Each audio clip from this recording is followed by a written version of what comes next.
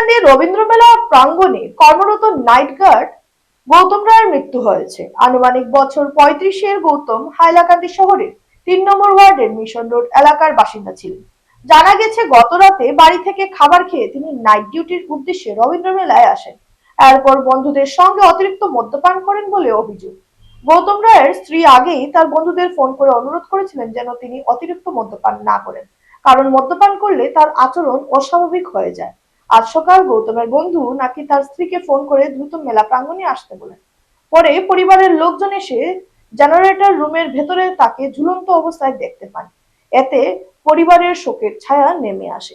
খবর পেয়ে হাইলাকান্দি পুলিশ ঘটনাস্থলে পৌঁছে মৃতদেহ উদ্ধার করে ময়নাতদন্তের জন্য হাইলাকান্দি সন্তোষ কুমার রায় সিভিল হাসপাতালে পাঠায়। বিস্তারিত দেখুন আমাদের প্রতিবেদনে।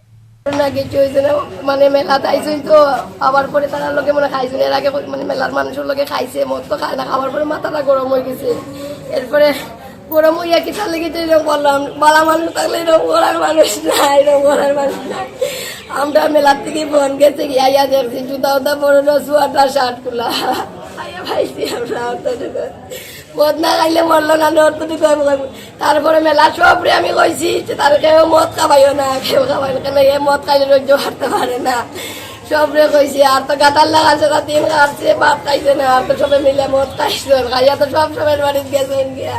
আবার নাইট নাইট ডিউটি মেলাপ করেন, আজকে মেলাতে তো হয়েছে, মেলাপ নাইট ডিউটি, জেনারেটর ডিউটি সব করে।